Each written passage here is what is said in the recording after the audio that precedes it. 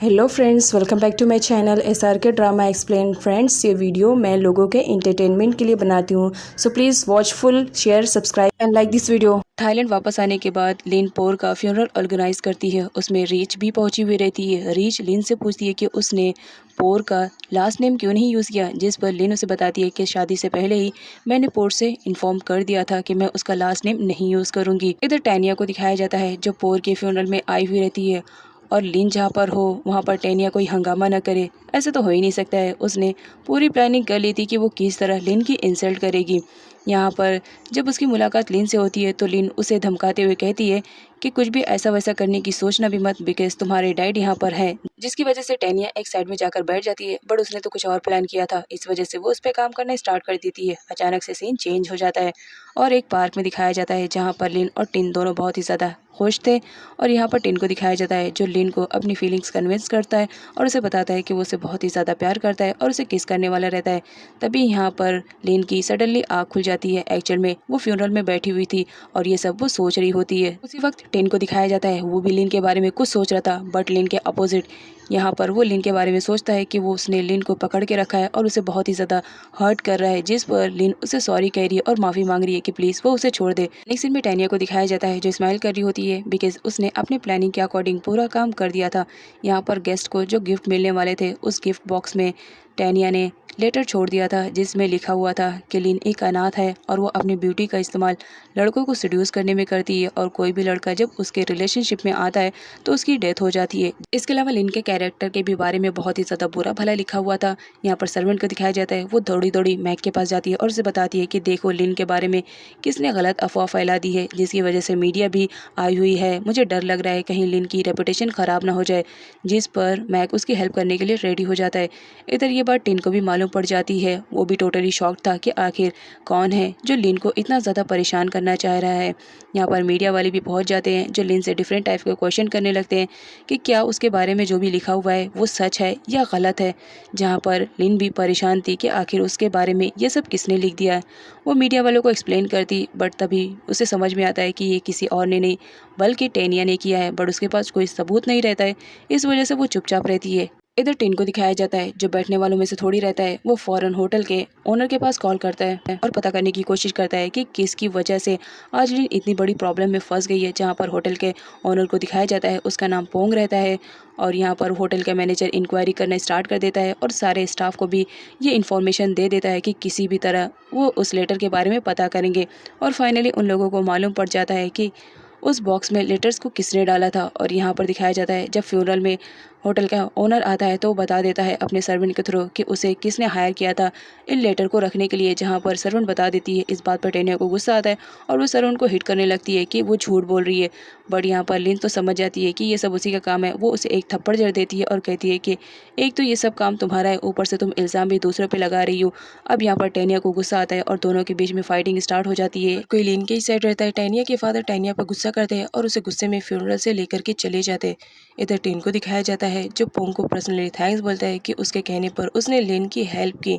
इधर लिन को दिखाया जाता है वो भी पर्सनली आती है पोंग के पास थैंक्स बोलने के लिए कि उसकी वजह से आज उसकी रेपुटेशन बच गई। और जब पोंग लिन को इतने ज़्यादा करीब से देखता है तो वो भी उसकी खूबसूरती देखकर हैरान था और यहाँ पर वो भी उसकी खूबसूरती के जाल में फंस जाता है और वो भी उसे बहुत ज़्यादा लाइक करने लगता है और उसे देखकर स्माइल कर रहा होता है। लेकिन में टिन की फैमिली को दिखाया जाता है जहाँ पर सर्वेंट टिन की मॉम को बता रही होती है कि पोर के फ्यूनरल में किस तरह लिन की इंसल्ट हुई, साथ ही उसके पास लेटर भी रहता है।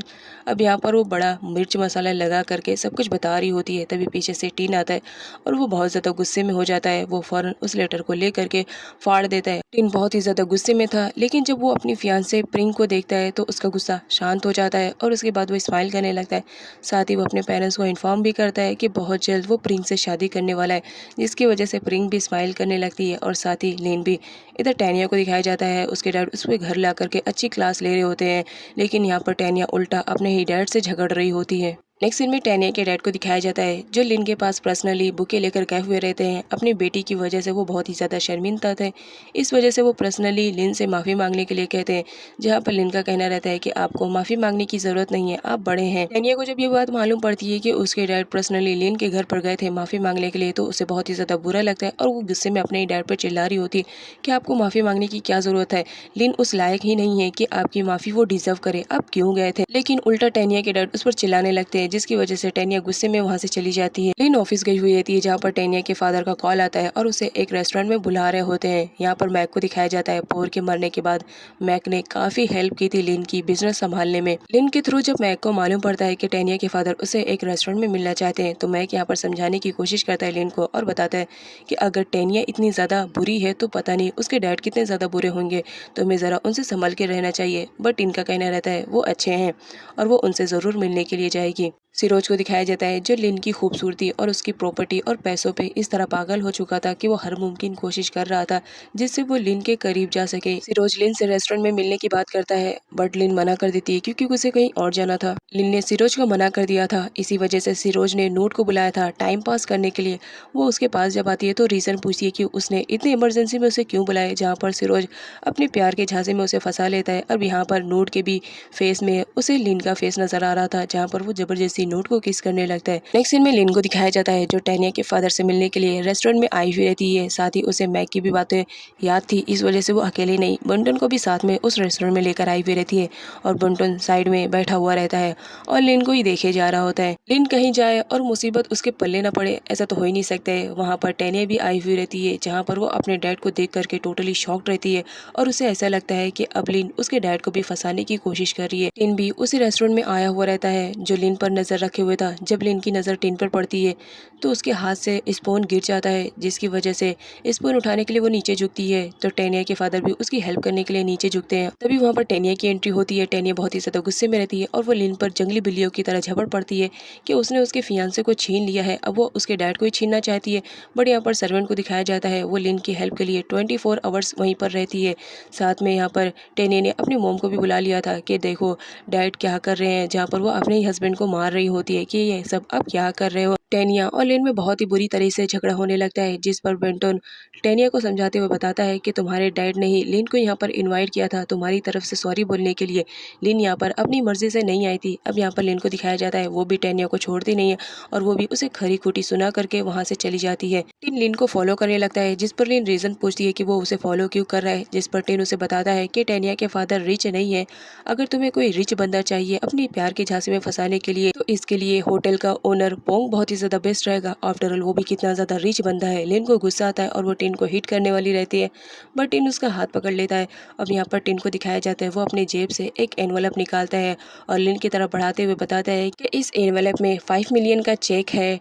पोर को टिन का एक लाइन बहुत ही ज़्यादा पसंद आता है, लेकिन कॉन्ट्रैक्ट साइन करने से पहले ही वो उसे पेमेंट कर देता है क्योंकि वो टिन पर बहुत ही ज़्यादा ट्रस्ट कर रहा था। बट जब पोर ने लीगली तौर पर उस लैंड को नहीं खरीदा था, इसी वजह से टिन वो पैसे वापस कर रहा था लिन को, क्योंकि वो उसकी वाइफ थी। टैनिया के फादर रेस्टोरेंट में ही टैनिया और उसकी मोम की अच्छी क्लास लेने लगते हैं और उन्हें लिन से सॉरी बोलने के लिए कहते हैं, जिस पर टैनिया कहती है चाहे जो भी हो जाए मैं कभी भी लिन से सॉरी नहीं बोलूंगी क्योंकि मेरी गलती नहीं है। इधर मैक को दिखाया जाता है जो मयूरी के घर पर पहुंचा हुआ रहता है, बट वहाँ पर मयूरी नहीं उसकी मुलाकात हो जाती है प्रिंग से।